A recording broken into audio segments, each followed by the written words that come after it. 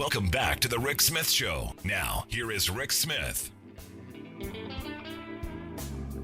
So today's one of those days where, I hope folks will look up Smedley Butler, Major General Smedley Darlington Butler, who wrote a little pamphlet, and I suggest especially today that everyone go back and read War is a Racket. It's only about 16 pages long, but much like War of the Past, I look at this, as I said from the beginning, this was all about lining the pockets of corporate America and the big defense contractors. But seriously, go back and look up Major General Smedley Darlington Butler, who basically, you think about how history repeats itself, the guy who uncovered the last coup attempt during the FDR years. History just keeps repeating itself. Anyway, here to share some thoughts on this day. I couldn't, in good conscience, not reach out to our good friend Rich Ojeda. Rich is the national spokesperson for No Dems Left Behind, also a 24-year military veteran, and the person I defer to on all things military. Rich, thanks for taking time for us. Thanks for having me on here, Rick. So I guess I'm going to start with thoughts. I mean, right now, I kind of feel like I'm numb. We were brought on to believe that we were doing all these great things over there, and we were equipping and training their military. First and foremost, people don't realize the education system in Afghanistan is null and void. When you travel around to villages, you will usually find a tent, and the teacher is the smartest kid in the bunch. I mean, the first police chief that I dealt with when I was in Afghanistan had the equivalent of a third grade education. And then you wonder, when you give these people weapons and you give them vehicles and stuff like that, and you come back 2 weeks later and half of it is gone, and they look at you like, I don't know. This is what we're dealing with here. 20 years of lies.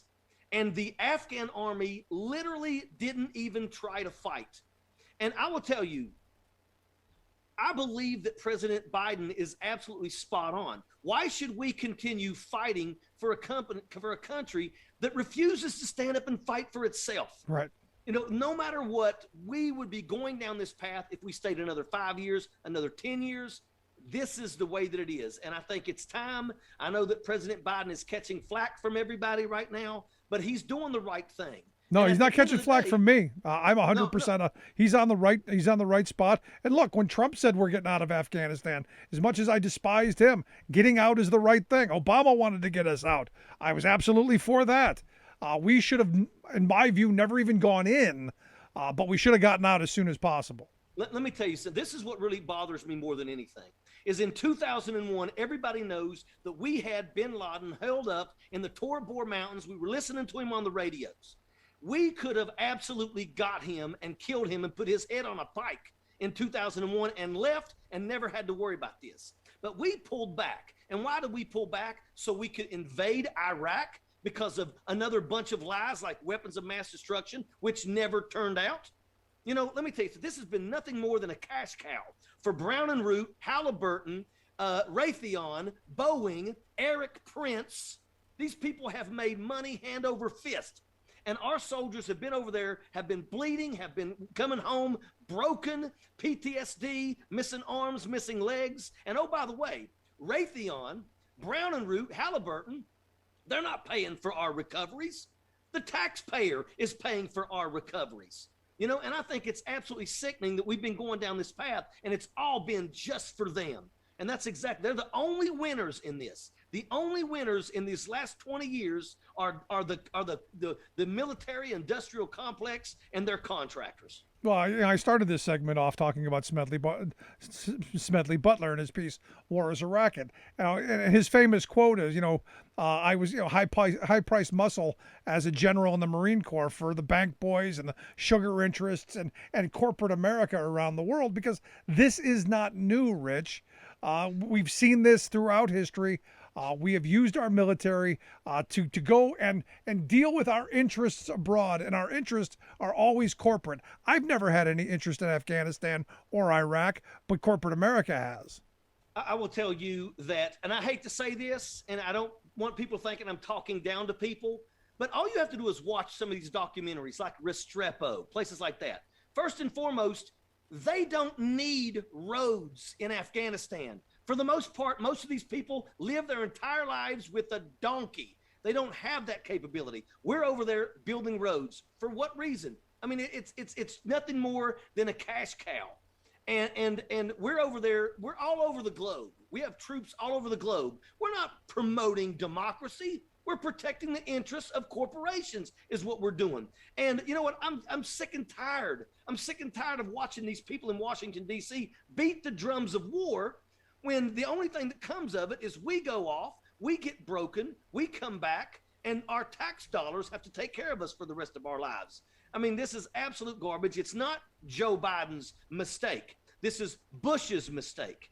This is four administrations worth of mistakes, you know, and right now, you know, I feel numb because for 11 years, I've been working my butt off, writing letters almost literally at least once a week to try to help my interpreters. I've been successful and got 5 of my interpreters in America. There's one that's still in Afghanistan, and I've been writing letters for him for 11 years, and he stood by my side in combat. I've got one interpreter that's in Arizona, and he made it to America, but his wife and baby have been denied for the past 4 years to be able to come over here and join him. Is that the way we treat people who stand with us in combat?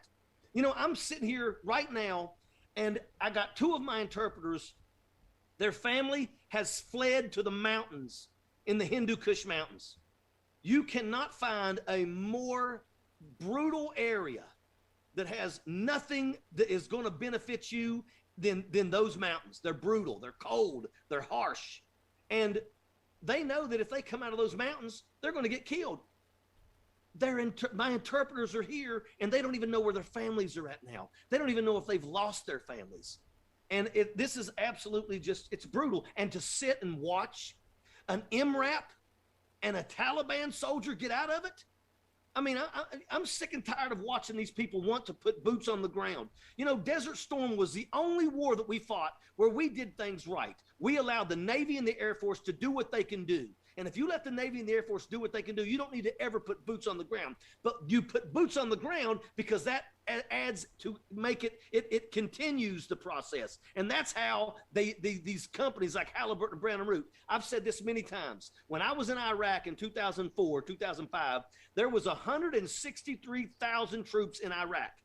We were paying Halliburton, Brown and Root $200 per day per troop to eat. And if anybody thinks we were eating that kind of food, you're crazy with the heat. It was nothing more than a cash grab for these people. And I'm sick and tired of them always winning at the cost of blood, sweat, and tears of our troops. This is unacceptable. I'm right there with you. Look, they say we've been at war for 20 years. I have not been at war for 20 years. The war fell on folks like you and your fellow soldiers. So in this moment, you know, what do you think they're feeling? What are you feeling? Because look, most of us, we don't have any blood in this. We don't have any sweat in this. This is just something on TV that we're watching. You know, how do you think folks are feeling? What are you feeling? I've got 13 brothers that did not come home. 9 of them died in Afghanistan. And right now I'm sitting here thinking about their families. You know, I mean, I'm not going to mention their whole names, but everybody who served in Charlie Company 37th Engineer Battalion remembers Big Hurt.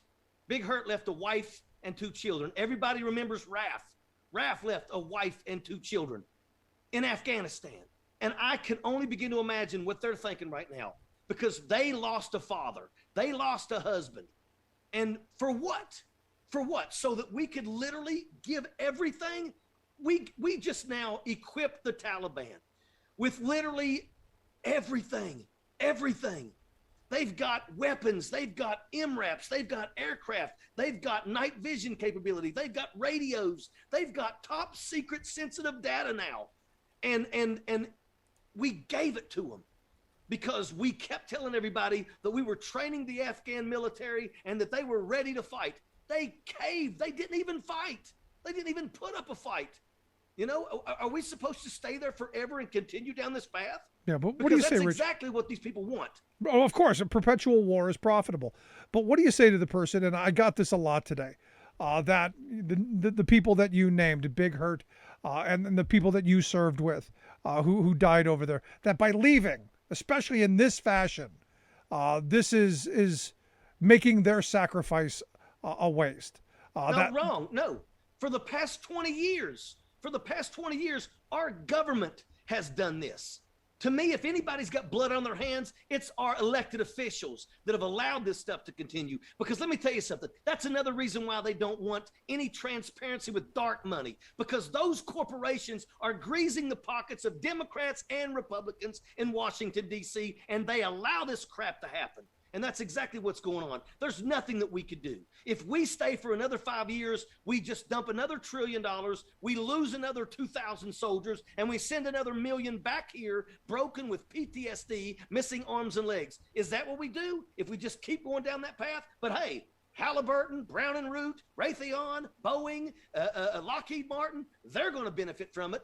But at the end of the day, we don't. And our elected officials need to be held accountable for this. But again, I started off today by talking about the fact that we wanted this war as a country. We overwhelmingly wanted this. I think the polling at the time was, 70, 80% of the country was go get him, go get Bin Laden, because we were kind of drunk off of the idea that you could have a 2-week war, win, come home, have the parade, kiss the babies, do all that stuff, and we weren't up for what this turned into. And we didn't spend 20 years on a war footing. We did what George Bush wanted us to do. We went shopping at the mall. I'm a combat soldier, and we train to fight and win this nation's wars. And we're capable to fight and win this nation's wars. But at the end of the day, if you don't let us do our job, if you pull us back and instead of letting us go out there, find the Taliban and deal with them, instead you put us in an area and tell us that we got to train people that have literally no education, that's an issue. But once again, we had Osama bin Laden held up in the Tor Bor Mountains. We could have killed him by the end of October, November of 2001 and come home and got that big parade. We killed him in May of 2011. We should have come home then. That should have been the time for us to come home. We got him. It's over with. But instead, we stayed. We stayed because why? Because of money. Because we didn't want to pull out and leave all this free money to not go into the hands of these corporations. And then what we did was we come back and we invaded Iraq, and we invaded Iraq under weapons of mass destruction. I crossed into Iraq at 2:30 in the morning with my troops, and we actually believed that we were going to find weapons of mass destruction. And you know what? They never found any of them. It's all a bunch of garbage. We went into Iraq because they knew we didn't want to kill Osama bin Laden, let him get away so we can go back and spend another decade in Afghanistan, which ended up being 2, while we went into Iraq, and that was a big cash cow too. No, absolutely. In fact, I still remember Operation Iraqi Liberation Oil before they changed the name of it. But here's the thing, and one of the things that we were told is that we're fighting them there so we don't have to fight them here, Rich. That's the reason we needed this. We needed to fight them here. In fact, right now you got Republicans saying we need to build a wall because the Afghans are going to come rushing across the border. That's because they're trying to make everybody throw stones at President Biden. First and foremost, the Taliban do not have the capability. They don't. They got all this new equipment right now. Half of them don't even know how to start it. I'm telling you right now, that's one of the biggest problems that they have is they have literally no education system in Afghanistan. The Taliban is the same way. The only book they read is the Quran. That's the only thing that they know. It's not there. I'm not worried about the Taliban. I wanted to get your thoughts. Don't have the capability. I want to get your thoughts on Lauren Boberts' comment, because of all the comments I saw today, this was probably one of the most egregious. She said that at least the Taliban is building back better. That's low even for her, I think. She is a horrible human being, and if her district reelects her, then they deserve what they get. She brings nothing to the table. That's the problem right now today. And that's how the Republican Party has become. It's not about getting things done. It's about who can make the most noise. and who can get everyone to look at them the most. Matt Gaetz doesn't do nothing. Jim Jordan does nothing. Marjorie Trader Green does nothing. Lauren Boebert does nothing. Ted Cruz does nothing. They don't get nothing done. As elected officials, they're supposed to go forward. They're supposed to bring capabilities and opportunities back to their home states. They don't do anything. They push no legislation whatsoever. Jim Jordan has been a congressman for 14 years and has never pushed the first single bill. And the same thing goes with Matt Gaetz. These people are failures, and the only reason they are there is to make a lot of noise. And until the people in their districts realize that they're not benefiting from those people in office, it never changes. So let me ask you this, going forward, I mean, today was a bad day. Tomorrow's going to be worse. The next couple of days, especially for the people in Afghanistan, are going to be horrible. What's the path forward? Is there a positive out of this that we can take from it and move forward? Or is this just all bad? This is what should have happened. And once again, there's a lot of mistakes. We talk about Iraq. One of the biggest mistakes we made in Iraq was we fired their military. We could have easily placed their military after we won and said, look, now you General so-and-so, you're going to take your troops to Tikrit and you're going to control the security situation up there. We could have did that. We could have paid them and we could have had an election and then we could have left Iraq. Same thing goes here. We absolutely failed miserably. What we should have done is we should have said, look, we're going to take 6 months. 6 months, instead of pulling everybody out and then saying, let's get these people out, we're going to take 6 months to evacuate our interpreters, all the workers that work with us and their families. We could have worked with other countries across the globe and said, Canada's going to take 20,000. Qatar's going to take 15,000. We could have did that, and we could have did this in a nice, peaceful manner, and in 6 months had everybody out of the country that needs to be out of the country, and then we leave and there's no big deal. We could have done that, but we didn't. That was the biggest mistake that we made, because right now it is desperate. And I'm going to tell you something that I already know is taking place, and I know this because my interpreter told me. When I was in Afghanistan, every once in a while I had to hold a dead person's eyes open so I could take a photograph of his retina, okay? And it goes into a system. And we were doing that with everybody. If a person worked for us, we took a picture of their information and we put it in this big box, okay? Well, guess what? That technology is now in the hands of the Taliban. And what the Taliban are doing is they're stopping people and they're taking photographs of their eyes. And the moment you take a photograph of their eyes, it pops up if they're in the system. If they were a prisoner before, they're in the system. If they worked for us, they're in the system. And if it shows that they work for us, the Taliban is killing them. And my interpreter let me know that. And let me tell you something. That is absolutely scary because they've got that capability now. And again, we gave that to them. This was my problem with training them, arming them. Now the enemy has all of this stuff. Last question I've got for you. What do we do about this tomorrow? What do we do the next day? What do average people like me and folks who we didn't shed blood for this. This was just a minor inconvenience for most people. What do we do now? Right now my biggest fear is the troops, because I feel a little hollow inside. And I know that there's a lot more out there that went through a lot more than I did that are also feeling really hollow. And it's like they're questioning why we even found ourselves in that situation. I think that over the next couple months, it's going to be really tough on all of us who served in Afghanistan when we realize we never lost a fight. We never lost a battle. But yet, the Taliban has basically won the war. And, there's no easy answer here. Right now, there's going to come a time when we're not going to be able to fly another aircraft out of that airfield. And everybody that is left, and they're going to have to fend for themselves. And right now, my big thing is I just sent a message literally 5 minutes before I went on air here to my interpreter, and I just said, where are you at? He hasn't responded to me yet. I have no idea where he's at. And let me tell you something. You got to understand, there is a bond that you forge with somebody in combat. I tell people all the time, the friendships forged in battle supersede those that are made on the playgrounds when you're growing up. And let me tell you something. It's not just the soldiers, sailors, airmen, and Marines that goes to. It also goes to those people that stood with us in combat, like our interpreters. And right now, I am literally beside myself.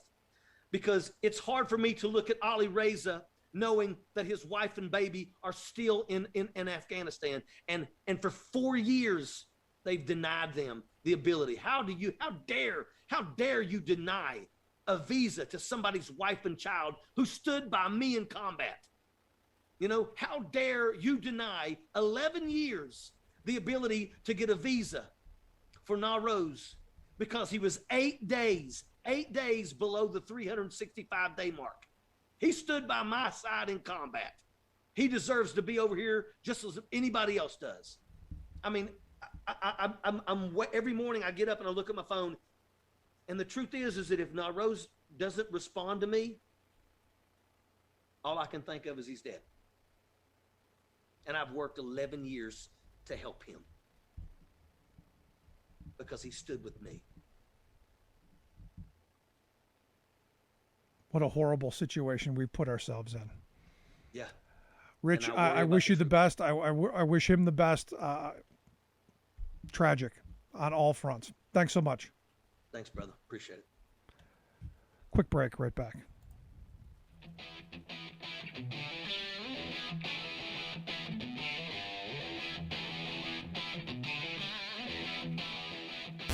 Saving work in America, one show at a time. The Rick Smith Show.